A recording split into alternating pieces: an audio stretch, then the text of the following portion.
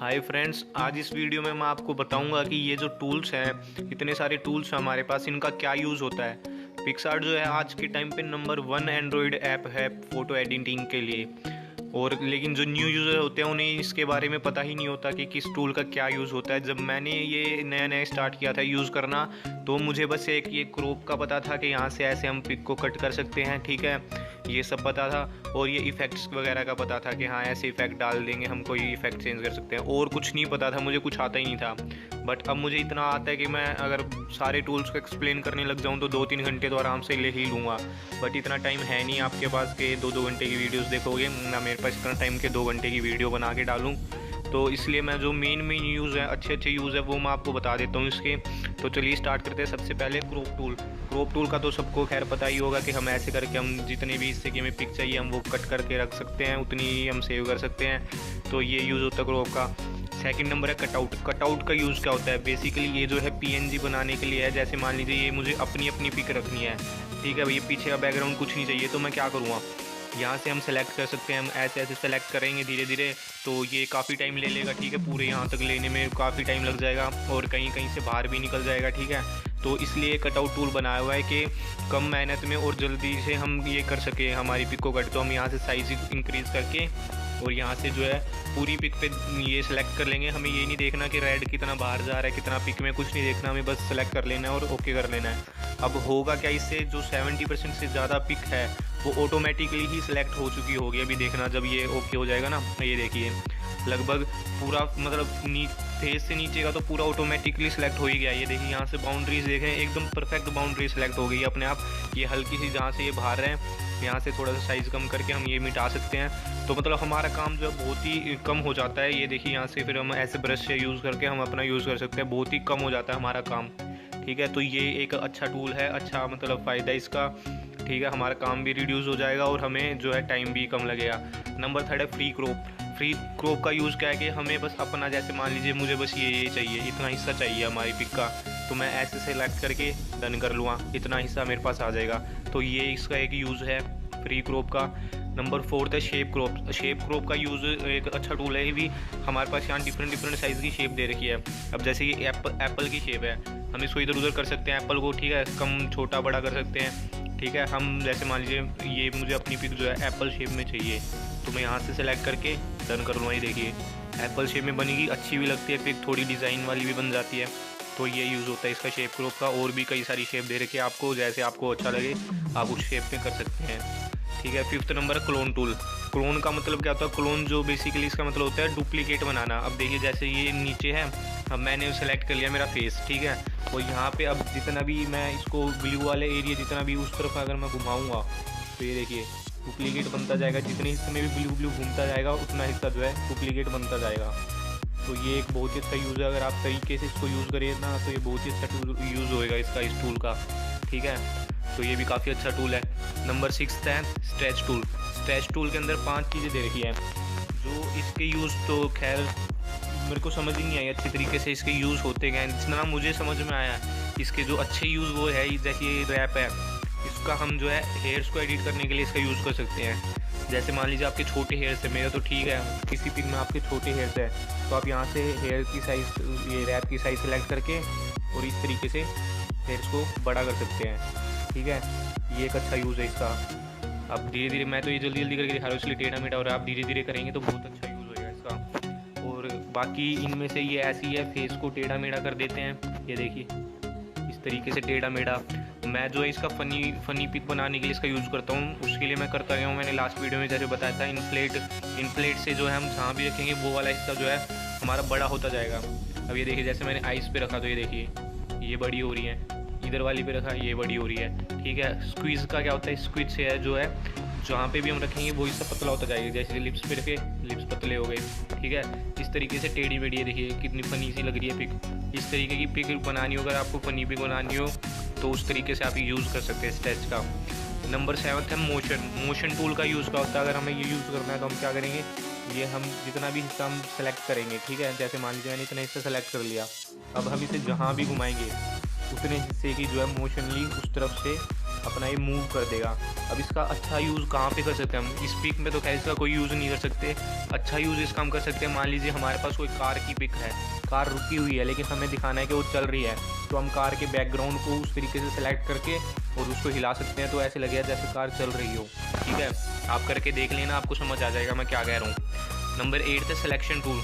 Selection tool में हमारे यही है, हम जितना भी पोर्शन अब ये रेक्टेंगल की शेप में सेलेक्ट कर सकते हैं, स्क्वायर की तरफ सेलेक्ट कर सकते हैं। अब मान लीजिए मैंने ये सिलेक्ट कर लिया, ठीक है। अब ऊपर हमारे पास कई सारे ऑप्शन हो जाते हैं, इफेक्ट्स का, कट, कॉपी। अब जैसे मैंने कॉपी कर लिया, ठीक है, ये मैंने कॉपी कर लिया इतना हिस्सा। अब मैं जैसे कहीं भी पेस्ट कर सकता हूँ इसको, मैं जैसे ये पेस्ट कर दिया मैंने, ये वाला हिस्सा ये यहाँ पे आ गया, ठीक है। उतना हिस्सा कट हो गया हमारे पास आ जाता है। उसी तरीके से हम कट भी कर सकते हैं यहाँ से, मतलब फेस गायब करके दिखा देता हूँ एक बार। जैसे मान लीजिए मैंने फेस पे कर लिया, कट कर दिया मैंने, कट करके मैं यहाँ पे पेस्ट कर रहा हूँ, तो ये लीजिए यहाँ पे कट हो के आ गया। तो इस तरीके से इसका यूज़ कर सकते हैं। बाकी वो आपकी उसके ऊपर है, थिंकिंग के ऊपर, आप किस तरीके से इसका यूज़ करते हैं। नंबर 9 है कर्व्स।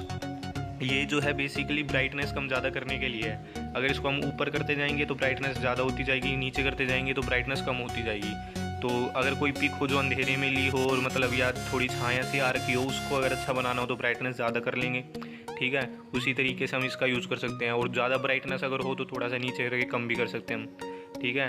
और ये यहाँ पे 3 चीज़ें दे रखी है, रेड, ग्रीन, ब्लू।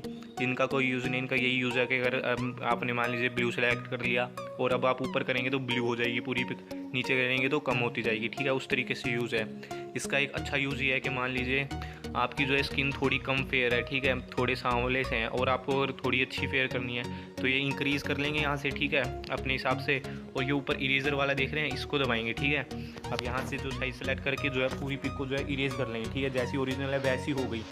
और अब जो है पेन वाला टूल यूज़ करके हम कैपेसिटी थोड़ी नॉर्मल सी रख के हम क्या करेंगे, फेस पे ला सकते हैं। देखिए फेस गोरा कर सकते हैं, अब क्योंकि खाली फेस पे ब्राइटनेस बढ़ी ना, तो इससे जो है फेस गोरा हो रहा है। अब देखिए जो ओरिजिनल पिक थी वो दिखाता हूँ आपको। ओरिजिनल पिक थी ये, फेस में डिफरेंस देखिए अब दोनों में, है ना। इस तरीके से हम कम गोरा काला कर सकते हैं। अगर ज़्यादा गोरे हो आप, वैसे तो कोई काला होना चाहेगा नहीं, लेकिन करना चाहते हो तो ये देखिए इस तरीके से हम इसको एक अच्छा यूज़ कर सकते हैं हमारा, ठीक है, कर्व टूल का। अब नंबर ये वाला है एडजस्ट टूल। इसमें भी सबसे पहले तो जो है ब्राइटनेस का ही ऑप्शन आता है, ब्राइटनेस कम ज़्यादा करने का, ठीक है, ये मैंने बता ही दिया है। Second number contrast. इससे जो है पिक जो है डार्क हो जाती है, अगर हम बढ़ाते जाएंगे तो डार्क होती जाएगी, कम करेंगे तो लाइट होती जाएगी, ठीक है। तो इसका भी यूज़ ठीक है, कहीं यूज़ कर सकते हैं हम इसका। बैकग्राउंड में इसका यूज़ कर सकते हैं, जैसे ये पूरा कर दिया, बैकग्राउंड के लिए अच्छा होता है ये। आगे से जो है हम मिटो लेते हैं, जैसे मान लीजिए ये हमने मिटवा लिया आगे से, बैकग्राउंड अब अच्छा लगे, थोड़ा अट्रैक्टिव सा बैकग्राउंड लगता है। सैचुरेशन में भी वही है, पीछे से बैकग्राउंड में यूज़ कर सकते हैं हम डार्क करने के लिए, कलरफुल बैकग्राउंड करने के लिए। कम करेंगे तो पूरा ब्लैक एंड वाइट हो जाएगा। इसी तरह से ये हुई टूल है, इसका जो है ये पूरी पिक के कलर चेंज कर देता है। ये देखिए इस तरीके से कलर चेंज करता रहता है पूरी पिक के। अब मान लीजिए कोई सिलेक्ट कर लेता हूँ, फेस वगैरह भी सिलेक्ट कर लेता हूँ। अब देखिए इस तरीके से हर कलर को चेंज ही कर देगा, ठीक है, अजीब सी बन जाती है इससे पिक। इसका भी कहीं अच्छा यूज़ किया जा सकता है, अगर आपकी क्रिएटिविटी माइंड हो तो आप अच्छा यूज़ कर सकते हो इसका भी। नेक्स्ट है शैडो। शैडो में क्या होता है कि हम जो है ब्राइटनेस वही है, शैडो में भी थोड़ा सा डार्क कर सकते हैं, कम डार्क कर सकते हैं। वही हाईलाइट का सेम यूज़ हाईलाइट का होता है। टेम्परेचर का यूज़ यही, अगर आप प्लस में करते जाओगे तो ये थोड़ा रेड हो जाएगा, कम करते जाओगे तो थोड़ा ब्लू होता जाएगा। इस तरीके से हम इसका यूज़ कर सकते हैं, ठीक है। नंबर 9 है एनहेंस। इसका भी वही यूज़ है, क्लैरिटी है, इसको बढ़ाओगे तो क्लैरिटी बढ़ती जाएगी, कम करोगे तो कम होती जाएगी, ठीक है। सैचुरेशन का मैंने बताया ही, जैसे कलरफुल बनाने के लिए पीछे से बैकग्राउंड ये देखिए, है ना, इस तरीके से यूज़ कर सकते हैं हम।